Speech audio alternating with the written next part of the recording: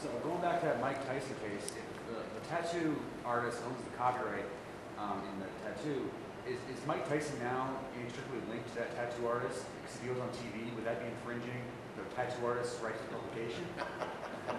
I don't think, well, I haven't seen the agreement, but Mike Tyson signed a contract, maybe a licensing agreement or a release. I don't know what he signed. We don't know. I don't have that. I haven't seen it. But so generally, the answer to your question is no. Mike has permission, and the artist knew when he put it on his face that that was going to be seen everywhere. Mike Tyson was going to be seen. So I don't think that the tattoo artist could argue that this was meant to be for private showing only. I mean, Mike's face was his canvas. So everywhere Mike goes becomes the Metropolitan Museum of Art for that piece of art. That's how. You want to tell Mike to his face? Better not. I once tried on Mike Tyson's sport coat because the salesman let me. He was waiting for Mike Tyson, and he let me play around, and I put it on, and it would fit. It would have fit both of us at the same time. That's how big it was. So I don't think you want to pick on Mike Tyson. In terms of the defamation, that's probably where you would see the most direct publicity as well. The liability that like a Twitter or a Facebook might face, what comes to mind is there's a reporter at the Timberwolves game that reported a conversation between a referee and Kurt Rambis, and Kurt Rambis complaining about a call. Apparently the referee said, "I'll get you back," and they later made a makeup call. And the reporter put all that on Twitter, and so the referee filed suit against the reporter for defamation. Where do you guys see the law heading as to what liability Twitter or Facebook or something might be open to? Somewhere down the line, somebody is going to get, there's going to be enough power that they're going to pass a law, so it's like the Copyright Act that says you got to take it down. But you got to understand that in '96, I think, when this law came into effect, the internet didn't mean anything. And the power that you're fighting is the entire news media, Time Warner, Rupert Murdoch, everybody else, combined with the internet service providers. It is a giant wall standing in the way of,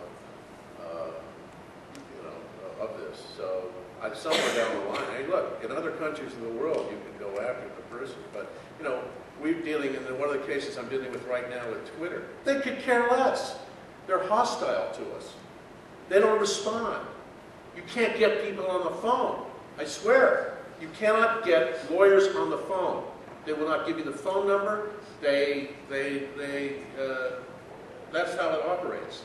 It's like dealing with the Kremlin. The Kremlin's better today. Are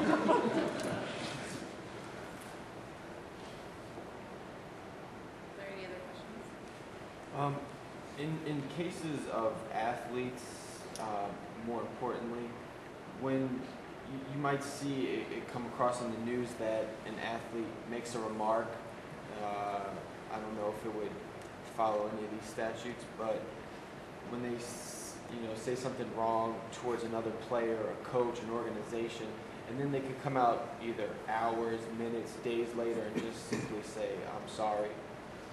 What kind of goes on behind the scenes with their agents? I think the agent is, trying to repair, whatever damage is, minimize, damage. Once it's said, you can't pull it back, but by the same token, I don't think a lot of these guys are going to get caught up in litigation over statements that are made in the heat of battle and, and things like that. But the agent is basically, trying to close the loop and making the apologies and all of those things that will help minimize whatever initial damage. Can you just talk about WikiLeaks a little bit and maybe mention just the perpetuality of these things that are put on the internet? I don't know what to say about what's his name, Assange, except it's a new world out there, obviously, and that is going to be an increasing. It's going to happen as we continue on in the world. People now can put up anything and you can't stop it. what he did, a lot of people think is abhorrent and if not criminal. And he may have put many people's lives in danger, and if so, that's not probably a good thing. But, you know, this is... I got an email 2 days ago about somebody that I know who's very prominent. I sent it to this person. It was just vile, really nasty stuff. And I said, you should know about this. And I saw him later. He goes, yeah, I know. You don't need to send me those anymore. And this is just somebody who's got it in for me, and the guy who's a big shot lawyer. And that's the way it is. So that in a way, you just have to have a thick skin. Or I'll give you another example. I represent somebody who's a very, very famous radio person. And there's a small minority of people who say the worst things in the world about him. And you just sort of have to take it in one sense, although I was able to get the website to take it down because they were foreign and we threatened them, etc. But this is it. And if you're the President of the United States, 49% of the people are not going to like you.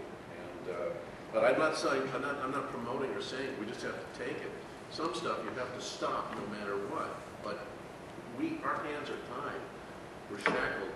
We as plaintiffs, lawyers, and the victims thereof are shackled. And when you all graduate, do something about it. Just following up on that, I see a fine distinction in that you take the WikiLeaks and you have a very proactive effort on the part of the people who run that business and own that business to publish speech that most people will view as irresponsible because of the risks that they put individuals as well as governments in. And then you take something like Twitter, where the speech isn't really actually being made by the entity that owns that communication medium, but by some third party who uses that as a means of communicating that speech. At some point, the technology is going to have to be developed where maybe just like you have on TV, when profanity is uttered and you're able to get that delayed, so that it can be monitored, and if it's going to be offensive or violate, some individual right in some way, Twitter and whoever else that develops these kinds of communications tools are able to say, you know what, we're going to put the block up here because we don't want that to be emitted because it puts potential, issues at risk that we don't want to be embroiled in. I think that's where it ultimately, so much technology is being developed. I can't imagine that at some point that can't be, in place. Going back to what you were saying about the sports agents trying to minimize damage, have you seen any kind of pushback to kind of limit the kind of things around, like you said, you don't want stuff that gets in the heat of battle coming out. Like coming to my mind when Kobe Bryant made a slur on the bench and a microphone picked it up by a TV camera, and all of a sudden that came out, and I'm pretty sure he paid a substantial fine for it. Have you seen any kind of push from sports agents to kind of limit technologies that can pick up that kind of thing to kind of protect their clients? Personally, I haven't. I'm not a sports agent, so I don't see what they're dealing with on a day-to-day basis. But a lot of it is intuitive, and a lot of it they don't have control over. It really is controlled by the leagues and the teams and how the events are managed and controlled. And from a league and team standpoint, they try to put as much control as they can without in any way suppressing the ability of the media to have access to these athletes. But those are the kinds of things that once they happen, you learn from it and you make sure that the next game you don't have, those things, likely to happen again. Thank the panelists very much. We're going to take, I think, a 5-minute break and then have the next panel. Thank you